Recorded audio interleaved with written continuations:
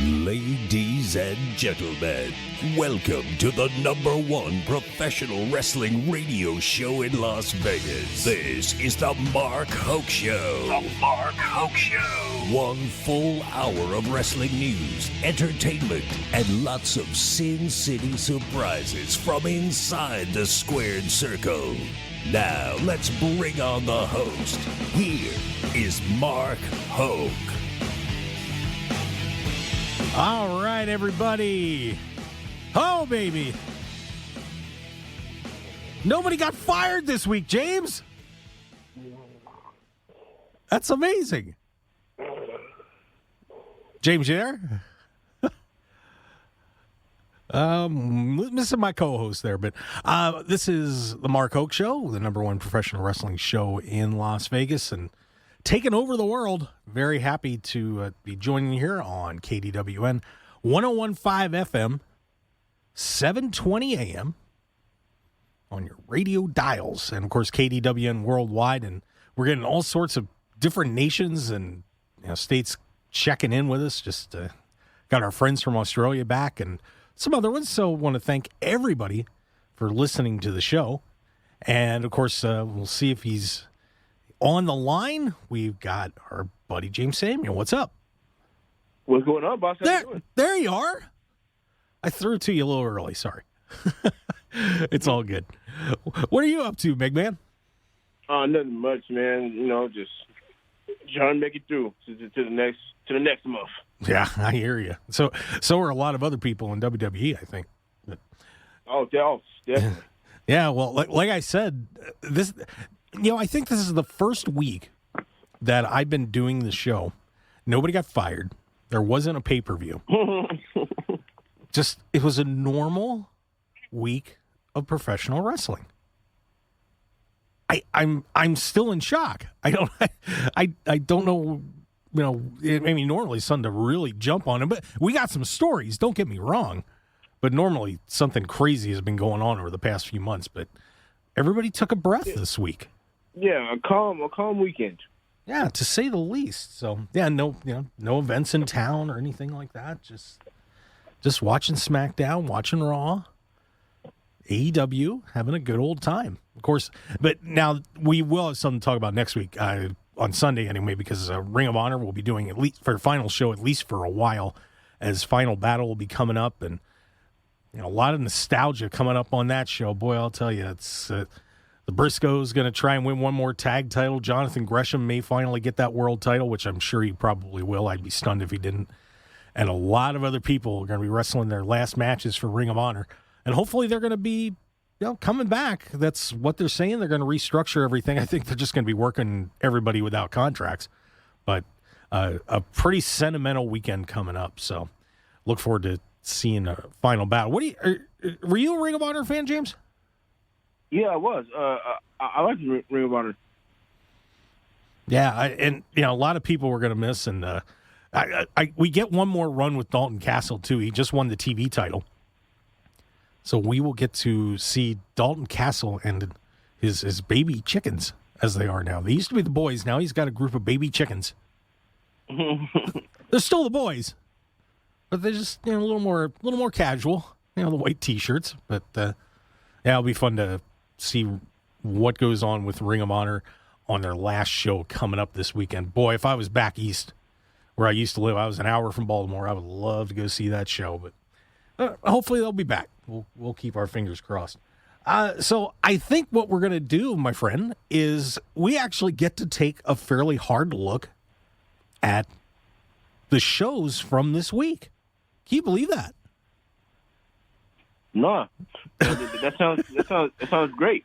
Yeah. So, well, why don't we hit WWE for a while? We'll start firing that off as a couple things, and there's a really big topic that kind of tied Raw and SmackDown together this week that got the Twitter a buzzing. But first, of course, the next WWE pay-per-view is called Day One. It's a new one that they are doing on January 1st, kind of a little bit of a lead into the Royal Rumble. And an interesting development on this is Kevin Owens has been put in the title match for the WWE Championship with Big E and Seth Rollins. They did a little angle where if Seth got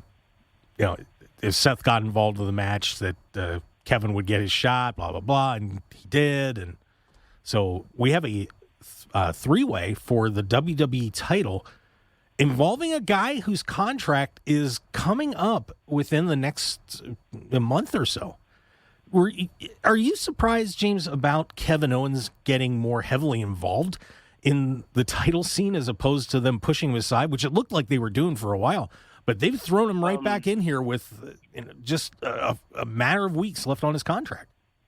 Not at all. I think they're trying to, appease him and have him sign again. So I think that's what they're doing right now. They're throwing him, ample time to make him feel like a star so he can re-sign. So that's what I think was going on with Kevin Owens. Well, do you think he will? I'm pretty hesitant on Kevin re-signing him. I think he will. What makes you think that he wouldn't be happier in AEW? I think he knows what will happen at AEW. I think he'll go to just another one of the guys, because there's very similar guys to him there in his storyline. So I feel like with WWE, I feel like he has unfinished business there, and that's why I think he'd probably want to sign back with them. No, I mean I'd be happy. I'm happy either way. I mean Kevin Owens is one of my favorite wrestlers. He has been for a long time, since his Ring of Honor days as Kevin Steen. But boy, I'll tell you, there's a lot of people that he's friends with in AEW. But at the same time, what's going to be better for you? And honestly, in Kevin's case, a lot of guys that we've talked about that we've seen go to AEW, Adam Cole is a perfect example. If Adam Cole would have stayed with WWE, they wanted to shave his head and make him Keith Lee's manager and push the bald thing. I mean, that's ridiculous. A guy as talented as Adam Cole. I mean, Kevin Owens, I think, is a different story. Kevin Owens has been on top in WWE before. He's a former Universal Champion. So I really, I can see them needing him as, he's really one of the top heels in the company for sure. And, I think he's got a good place there. But, boy, I tell you, he may have a real tough decision ahead of him. Definitely. I definitely agree with you on that. All right. So some other things that happened on Raw, and I'm kind of trying to save one here. Let's see, because we had the Ray and Dominic winning. Yeah. Damian Priest, and boy, he beats Apollo Crews. Boy, how the mighty have fallen with Apollo Crews, by the way. Easy. Right. Wow. He goes back to just a normal Apollo now. Yeah, what happened? This guy was getting a huge push, was the Intercontinental Champion, and all of a sudden, he's back getting beat all over the place again. What? I think it's one of those not sustained pushes, one of those stop-start pushes, Well, they've sure been doing enough of that. That is definite. RK Bro getting another win. Liv Morgan and Becky Lynch are going to face off next week on Raw. They had a little contract signing. Yay. I hate contract signings. Do you like contract signings? No, because I feel like they're redundant. I feel like, if they would show us a new side of them, like a new wrinkle of why we need to have them, then that'd be dope. But we haven't got that in a pretty long time. Yeah, and for those that haven't seen much wrestling, a lot of times when they have a big match, they'll bring out a contract, and both guys will sign it, and then they'll talk badly about each other, and all hell will break loose, and people will get smashed, and objects will get smashed, and belts will get thrown around, and that's contract signing, pretty standard stuff. But the one thing, and this will kind of lead into SmackDown, I guess. We had Edge and The Miz. The Miz is back. Maurice looking great. God bless her. Edge and The Miz get into a little chat fest. And I'm trying to figure this out because I don't know anybody that sits around as a wrestling fan that says, man, I want to see Edge wrestle The Miz. And it's nothing against either guy. Nothing against either of them. But that just, I don't know. That is just such a strange pairing to me. I think I know why, though. But, James, I'll give you a shot at this. What do you think about when you saw the Edge and The Miz in the ring together like that? Well, I wasn't that excited. I know they could probably have some good promos, good back and forth on the mic a little bit, but I think in ring is just won't be able to deliver. You know what I mean? Like, both guys are up in age, and I just don't see that being like a pay-per-view, card stealing match like people think it is. Well, I think they did this for more promo reasons than anything. It really seemed to me when you listen to them go at each other that it was a pretty blatant response to CM Punk and MJF and AEW. Those two guys are great on the microphone. So when they're cutting promos on each other, which means they're just, they're going back and forth, having banter, talking about, their opponents or whatever they want to speak about. I really think that they were trying to recreate the CM Punk MJF magic, and the problem is it's just not there. And it's hard to put a finger on it because they're both really good, but there's just no real heat to that rivalry. Like when CM Punk is in AEW and MJF shows up, that you are going to get, eventually a great match, but that the lead up to it with these guys trashing each other on TV for however long this goes is going to be a lot of fun, and it's going to be must-see TV. I don't know that this is must-see TV. There's no conflict like the older veteran against the young up-and-coming brash lion or anything like that. It's Edge and The Miz. And I don't know. I mean, I think that someone saw that promo in AEW and said, we got to try and do that too. And they did take some shots at each other. There's no question about it. But I don't know. I just didn't see it being that effective. I agree with you. Yeah, it just. But there was something that happened during that promo. Okay. That also carried over to SmackDown, and we'll just hit this kind of leading into our SmackDown mode, where Edge took a shot at John Morrison getting fired, which just lit everybody up. They're like, "Why are you talking badly about somebody that got fired?" And then lo and behold, on SmackDown, they did the same thing. They trashed. And Becky also trashed. And I forgot about that too. Sorry, Becky trashed Liv Morgan's former stablemates in the Riot Squad, which is now Ruby Soho and Sarah Logan.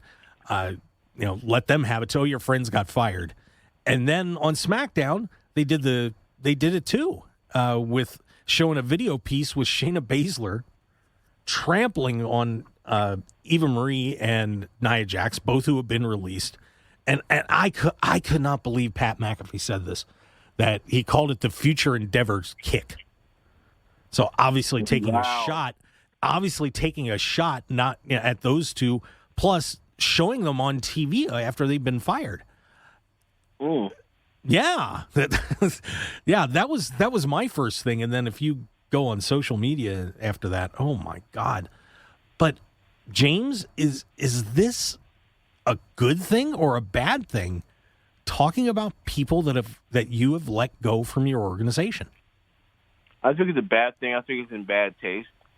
I don't think really their programming doesn't gain from it. If anything, it just opens them up to get shots at them for being insensitive or whatever. So I think in this climate, it's a bad look. I thought it was a really bad look too, and I'm really surprised that, man, you're losing your job. I mean, and any of us that have ever lost a job, and it's, probably all of us at one point or another, having to deal with that really hurts. It's something very personal to you when someone tells you, you can't work here anymore, we don't want you, get out. You got to go home and tell your family and all that kind of terrible stuff, and your friends. You got to explain it, and it's painful. It's really painful, and to have it done on national TV in almost a ridiculing manner, I don't know what they're trying to do. I know when you hear MJF on AEW making these really edgy promos, yeah, you're trying to push the envelope, absolutely. But I think that there's a point where you are stepping over a line, and you're really truly hurting people. All these promos are scripted, but do you think John Morrison got a call and said, "Hey, John, do you mind if we talked about you getting fired on there?" Guarantee you that didn't happen. Right. You think not. You think Ruby Soho enjoyed hearing that on TV as well? Of course not. So is WWE, it almost feels like WWE is trying to position themselves as the heel in this whole thing. I can't understand, as they've already got a situation where they've done all these releases. It's 85 people just this year they've let go. And it's, and when you take in for your third quarter, I think it was like 256 million, something like that. It was a million. It was a massive number. It makes you look bad in people's eyes. And then to do this, man, are they, James, are they trying to get people to hate them? I think they definitely are. I think they're trying to generate that type of heat towards themselves and their product. What do you think? Well, I don't think there's any other explanation for it. It's just absolutely bizarre to me that you would do that. And boy, you really burned some bridges there, too. Do you think John Morrison's going to step... I suppose if they paid him enough, he'd come back. But this is the second time around, and I just don't know why you would do that to somebody. You hear a lot of people when they leave WWE, there's two reactions. Either, hey, look, you know what? I'm going to be okay. I'm going to catch on somewhere else. And, watch out for me because you guys made a mistake. Or, hey, thanks for the opportunity. Appreciate it. I'm looking forward to moving on to the next chapter. And that's it. But, to take that gut punch to somebody, just thought it was tacky. Just thought it was really tacky. And I hope they don't do it again. But here's the fun part. We're all talking about it, right? Exactly. We're all talking about it. It's all over social media. And by the way, I apologize. That number is 255.8 million. I slipped up and said a B on there. I apologize. But $255.8 million for their quarterly profits. Wow. A lot of money. Especially, a lot of money. Yeah, but, they can do what they want. It's their business. So, but yes. Mm-hmm. So then we get over to SmackDown. Is Brock Lesnar becoming a mean teddy bear? What's going on here? So. Brock is coming out here, and of course the beast, the monster. I'm going to destroy you, and he's out having fun. What is our world's crazy enough, but now we have Randy Orton and Brock Lesnar having fun. What the hell is going on, James? What is going on? I think they're changing it up. They're trying to change the product. It's a little stale. Trying to get a little shot in the arm. Yeah, I'm really enjoying this Brock Lesnar. I'm liking it. Yeah, I like it too. I think it's a good play on his real life personality, and so I think they're doing a good job of that. Well, and that's the one thing too. That Brock's known as a very, very private person. He doesn't warm up to people too easily.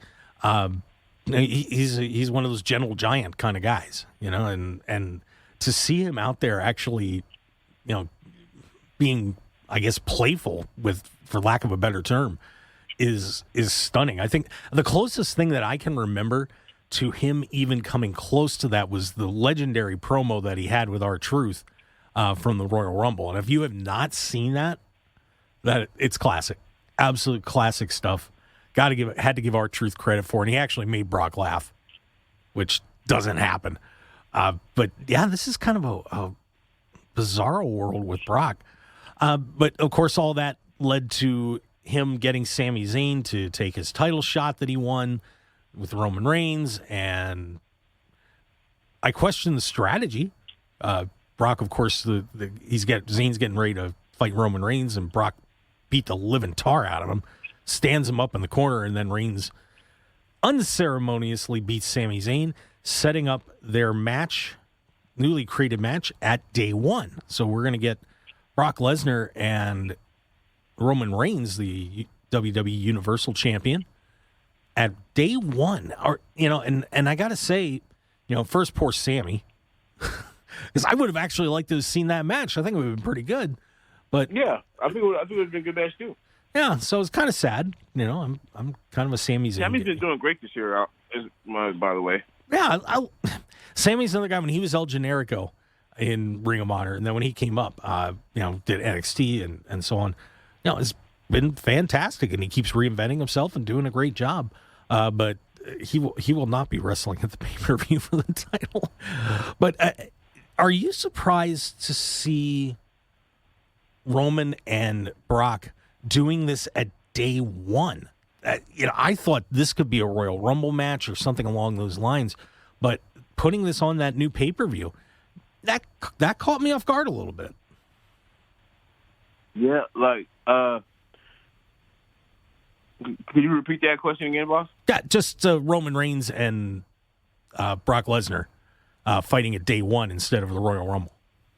I think that's a prolonging program situation, where they're gonna have like a little faulty finish that really extends the feud up until Royal Rumble. So I think it's more of an appetizer situation we have here at day one.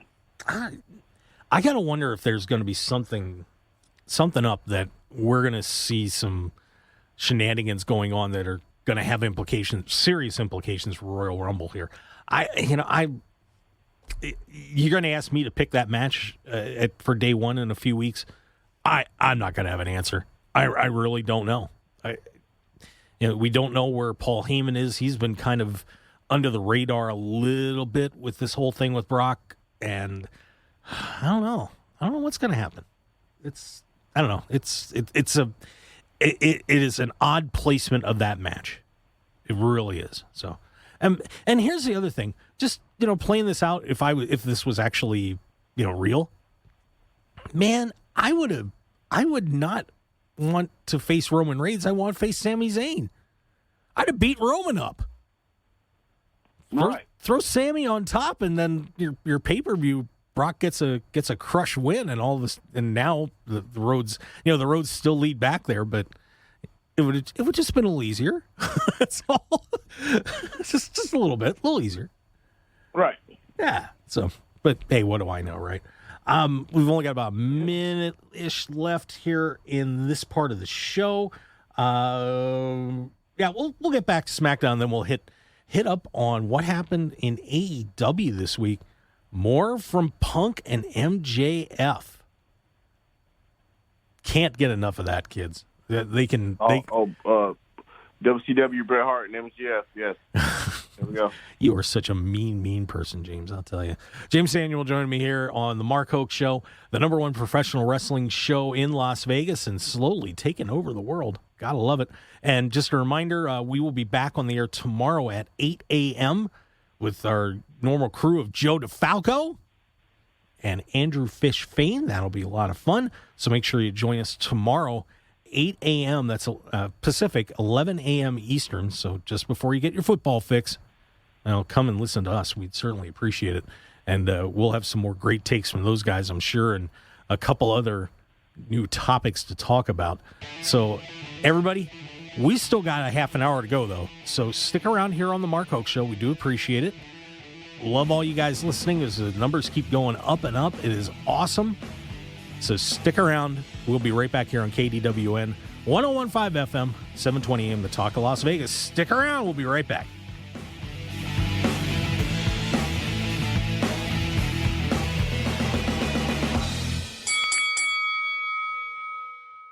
.105 FM, 720 AM. KDON, The Talk of Las Vegas.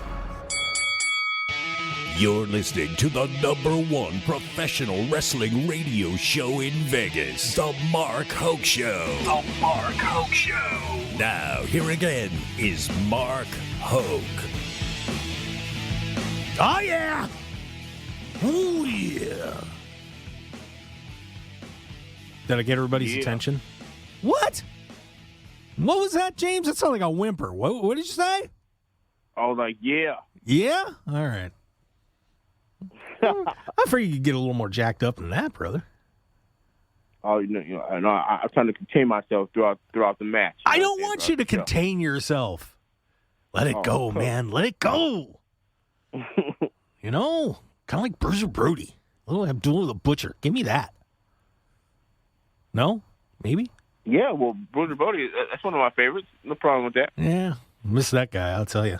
Boy, that was a great special on him when they did that on Dark Side of the Ring last season before. That was quite informative, too. Dark Side of the Ring is a great series, or however you want to, yeah, that call was, it. But yeah, just some amazing history on that one. Of course, if you haven't ever heard of Bruiser Brody, one of the toughest men to ever be in the ring, was murdered down in Puerto Rico. So, but an unbelievable story behind that. So go check that out. I think James and I just gave you a good recommendation. But I'm Mark Hoke. Thanks for being with us on the Mark Hoke Show here on KDWN 101.5 FM, 720 AM. The Talk of Las Vegas. Boy, I'll tell you, and I get to produce this show on Saturday too. Makes it a little more entertaining for me because I can push all the magic buttons. Should I? Should I randomly push a button? I don't know. I don't know if my boss Steve would like that. Even though I know which ones I could push and then no one would notice, but it's kind of fun.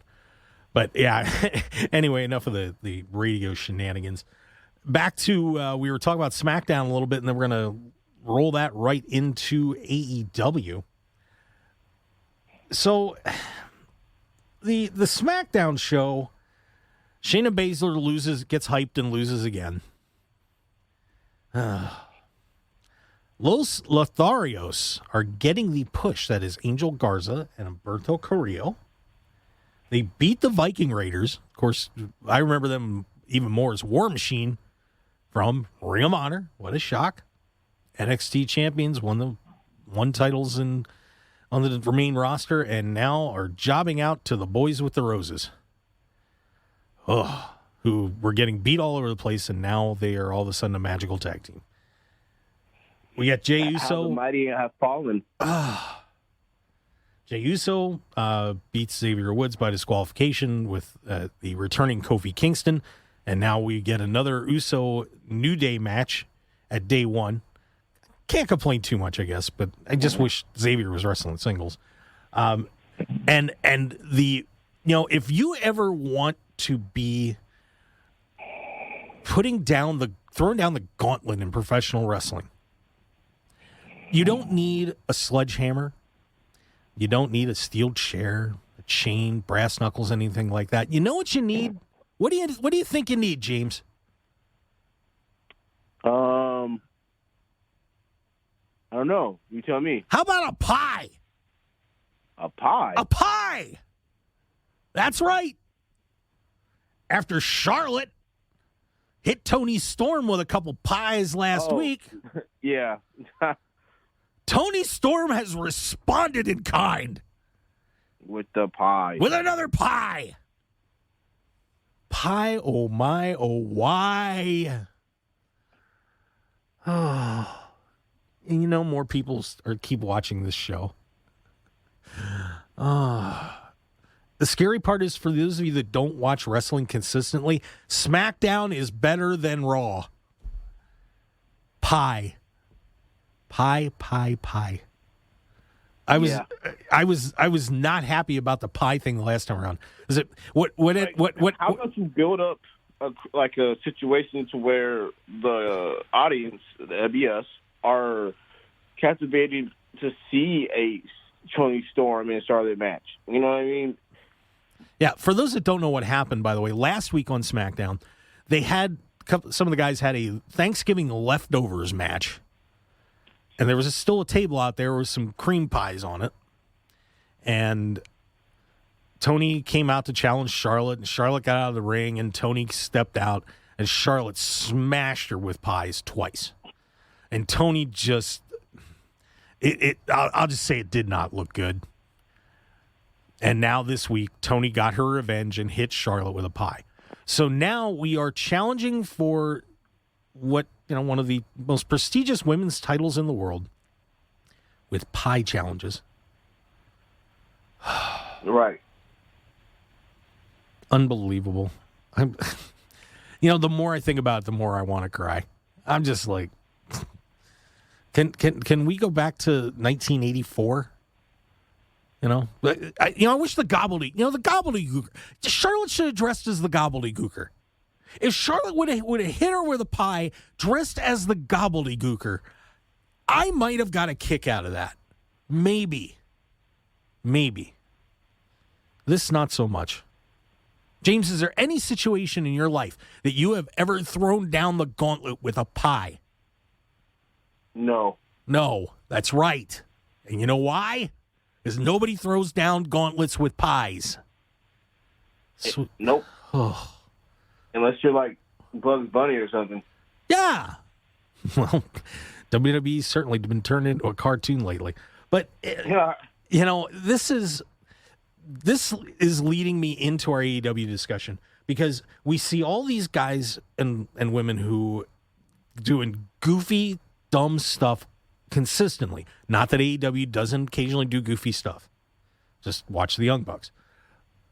But they'll take these people up and down, and you don't know if somebody's going to be strong, if somebody's going to be weak from month to month. You just have no clue.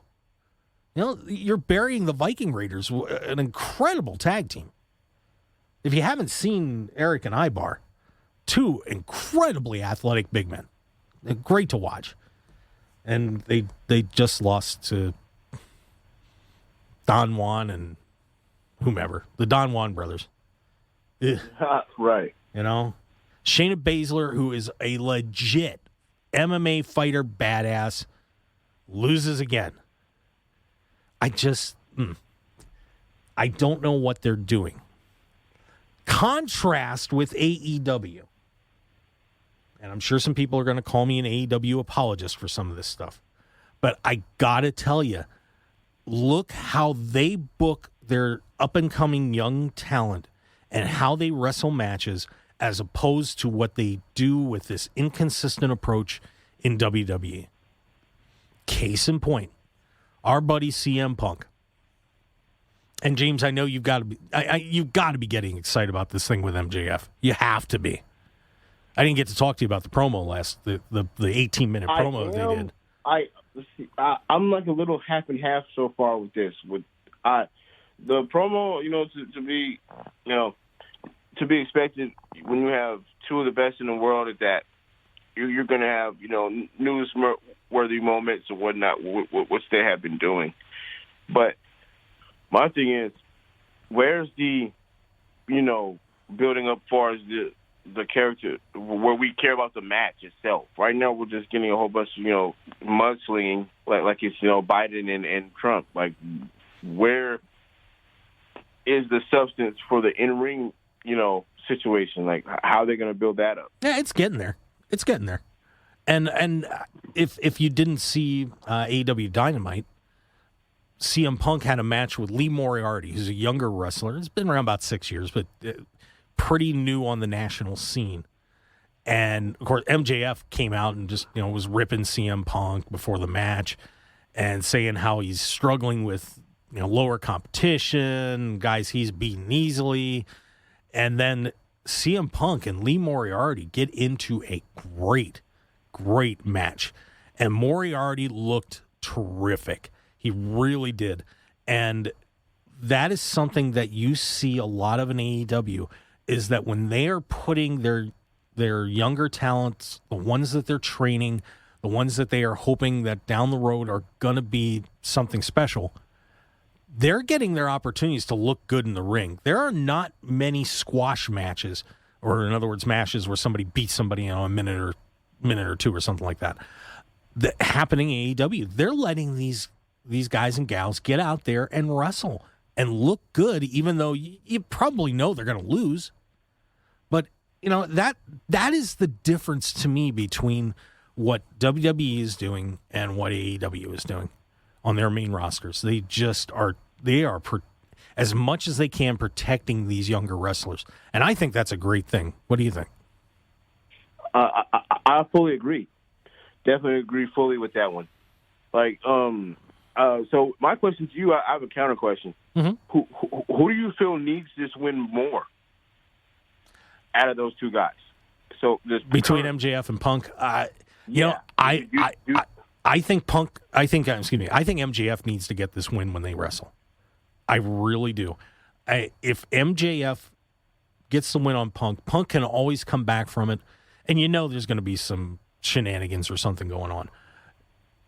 Punk is just about bulletproof, and honestly, I could see them setting something up where if MJF beats CM Punk when they finally do meet in the ring, that MJF could end up possibly winning the TNT or the AEW World Title, and CM Punk comes back around for revenge. I think that that's a good storyline to me.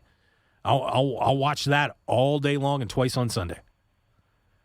Right. But I think if it goes the other way and MJF loses, well, then it's a guy that can't back up his talk. And I don't think they want to do that. I think they want to make sure that MJF continues this upward rise. He did give a win back to Chris Jericho a while ago, but otherwise, he's been fantastic. He wins, and if you want to keep somebody as your top heel, you can't have somebody as a top heel in your organization if they're losing all the time. Can't. Exactly. So I think MJF when they wrestle, and I don't think Punk's going to have any hesitation putting him over. I really don't. And I know you were really critical about CM Punk's match selection as he went along, but now you're starting. I think when I said to you, well, watch the story here a little bit, because I think they're kind of building to something here, and this is what they were building to. This MJF saying, "Man, you're getting in the ring with these guys that and you're struggling and you shouldn't be. Matt Sydal and all these other who I know a bunch of the guys that he took on. Why is that happening? Well, it's because I'm the young lion, you're the old man, and your time's done. When you get in the ring with me, you're done." And the minute he said that in that promo before that match with Lee Moriarty, now all of a sudden Lee Moriarty takes him to the limit. Nice game planning. Would you agree? I definitely would have. Definitely, it's good game planning. But my thing is, I think sometimes when you have two guys like that, you kind of book yourself into a corner with someone, losing momentum. So do you have any thoughts on that, or do you think both guys can come through win or lose with momentum in that program? Oh, I don't think MJF. I think it would crush MJF right now, but I think CM Punk could take it, and as long as it's done in the MJF style, then I think that CM Punk will be able, will rebound from it. Okay, so my follow-up question to that is, follow-up question. So if Punk is slated to lose, like you're saying, where do you go with him from there? Hey, get him on the comeback trail. Everybody loves a good comeback, on right? Or just other guys? Well, I think you'd have to work your way back, because that puts MJF on an upward trajectory, which I think could lead to a Hangman Adam Page, world title match, or something along those lines. I think that's where they're going. I think at some point, probably within the next year or two, they're going to put the title on MJF, and Punk being able to come around, because I do think Punk at some point is going to win the title. But I think you're creating a really interesting story that... I don't think he's going to win the title there. You don't think so? Mm-mm. Wow. All right. I'm gonna tell him. I know his Twitter. I think Danielson wins it before he does. Yeah, and that was something that I talked to Joe and Fish about last week on our Sunday show, which once again is on at 11 a.m. Eastern, 8 a.m. Pacific time. So make sure you tune in for that. That it's a very interesting route.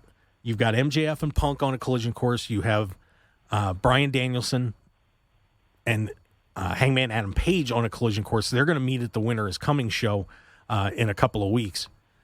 Which way do you go with these? Does Danielson beat? Do you beat the Hangman and cut his reign short? Does Hangman get a huge win, and you say, you know what, Mr. Danielson, you're going to have to wait your time? It's really intriguing how where those four, and it's going to be intertwined one way or the other, because Punk's going to wrestle Danielson at some point too. So this is going to get fun, and I think that they're doing a really nice job weaving a tapestry of where they're taking their top stars and the younger stars and seeing where this is all going to go. I think it's going to be a lot of fun. But I don't think Page is going to lose. I just don't see you building like that story for that long with him, going to get the belt or whatnot or everything else. And then have him lose. I just don't see that. Yeah, at this point. Yeah, I think that's why I was so surprised this match is taking place so quickly. But we'll see. We'll see in a couple of weeks. And one interesting thing that happened on Dynamite as well. The man who just can't get cheered, even though he did as this match went on, finally.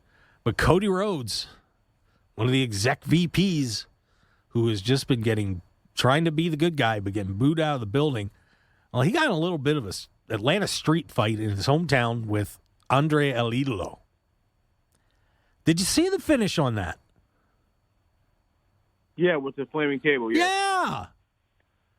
They're having a great match. ECW. Great match. And, of course, the death match, basically no rules. So all of a sudden, towards the end of this match, there's a table in the ring, and Cody's wife, Brandy, comes out with 2 cans of lighter fluid and just started blasting it on there like she was divorcing Cody and lit it on fire. And they did a superplex off the top rope onto the table. Cody is literally still on fire when they count 3. Now, it seemed like a pretty unnecessary spot. But here's what I think the motivation was. I think the motivation behind doing that was, hey, everybody, Cody's willing to do anything for you guys. Cody is tough. Cody's a badass. Don't stop booing him. He doesn't deserve it. Because otherwise, I can't understand why Cody would want to do that to himself. Because if you saw the pictures afterward, he had burns on his back. It didn't look pleasant. James, first, I'm going to ask you this. Would you agree with that assessment, or do you think there's another reason that they did that finish? And do you think that now Cody has done enough to win back the fans of AEW? I think they did it. I think you're spot on. I think they did it for Cody to endear himself to the fans. I think that was the premise of the spot. And I think they're building it to where I think he turns heel. I think that they're gonna, I think they're gonna use it to their advantage. I think they're gonna use the fans turning on him to their advantage and make some pretty good TV with him being the heel. So I'm just really waiting for that because I think he's going to do a good job in that spot. See, I don't think he's going to do it, and he's been insisting, I'm not going to be a heel. I'm not going to be a heel. I'm not going to be a heel. And, maybe I think what they're hoping, at least for now, is He was in Atlanta, which is where he lives. They did a crazy spot, and everybody is like, oh, my God, did he just do that? Wow, yeah, you're awesome, Cody. And hopefully change that perception that he's not the corporate shill or looking to go do something else. And, he's got the Go Big show coming up again, and he's going Hollywood. I think that they did that in a friendly place where he would get cheered and hopefully change that public perception a little bit. The question is whether it's going to work or not. So, I don't know. Do you think it'll work? I think so. Oh, yeah. I would think so, too. He deserves it. And one more match on Dynamite that I just want to mention real quick. In case you didn't see it, Sting and Darby Allin have been a team. Darby Allin, very young guy, smaller guy. Sting, 61 years old. 61. Had retired for a while after the buckle bomb incident with Seth Rollins in WWE. Sting and Darby Allin took on the Gunn Club, which is Billy Gunn. Yeah, that Billy Gunn. And his two sons. The match was with one of his sons, Colton and Billy, were wrestling Sting and Darby Allin. And I'm just going to say this. Sting and Billy Gunn look good. I don't know what to say. You look at they're like ageless wonders. I mean, Billy Gunn, that is in the best shape of his life. I mean, I would not complain if I looked like Billy Gunn right now. But I think it's fascinating seeing those two get in the ring together, and I just wonder if maybe they're going to end up having a match, which would be quite interesting. Now, I think they're doing mostly tag with Sting because they're trying to cover him up a little bit because I don't know if he could handle a 25-minute match anymore. But intriguing what they're doing with Sting and Billy Gunn. What do you think? Yeah, I like it. I like it. Way to get the Billy kids get his sons on TV. So that's pretty dope. And like you said, Sting getting up in age was still in the ring. That's I mean they've done a good job of that. I mean they did a really good job of using Darby to really extend his career. So I like it. Yeah, and of course Sting and Darby Allin have already wrestled FTR, who had another fantastic match on Dynamite or on Rampage on Friday. And boy, I gotta tell you, FTR. I don't know if I'm gonna go as far as saying they are the best tag team in wrestling, but they got to be the top three. I mean, those guys can work with anybody. Yeah, they had a terrific match with Pac and Penta El Zero, on Friday night. Man, those guys are just something else, and they just keep going and going and going. And I mean, my hat's off to FTR. That's for sure. Yeah, definitely. I think they're really putting their name up to be an all-time tag team. Yeah, I think they're one of the best tag teams of all time anyway, and they have a terrific understanding of ring psychology, tag team wrestling. They are just a special couple of guys, and win or lose, they always look terrific. They always find a way to make their opponents look really good as well. And they have a very healthy respect for the history of wrestling. I mean, if you hear their entrance music, it's almost like the old Midnight Express entrance music, and they're heavily influenced by the Midnight Express.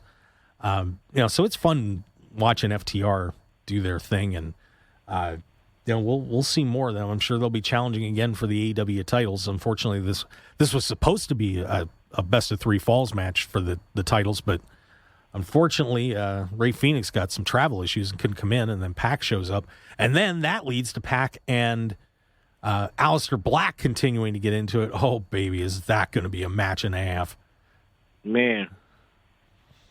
Yeah, see, this is the thing about AEW. I'm excited about seeing these pairings. They've got to. They're going to lose some people eventually off that roster, but boy, they are deep right now, and it is fun to see. Fun to see.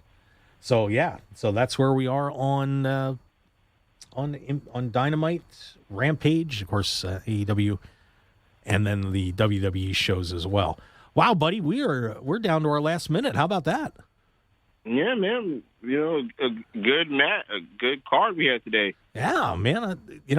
And nobody lost their jobs except maybe me if I don't get us out of here on time. Yeah. Oh my God. Well, just a reminder, everybody, follow us on Twitter at Mark Hoke Show, Facebook, The Mark Hoke Show, website, markhokeshow.com. And of course, you can also follow my guy here. James, give me your Twitter handle real quick. Billy Kimber, 1990. Yeah, so get on there and give him a little love, too. We will be back tomorrow morning with Joe DeFalco and Andrew Fishfane, 11 a.m. Eastern, 8 a.m. Pacific time. Thanks for joining us, everybody, on the Mark Hoke Show. We got the Trojan Football Report coming up next with Harvey Hyde, so stick around for that. Have a great night, everybody.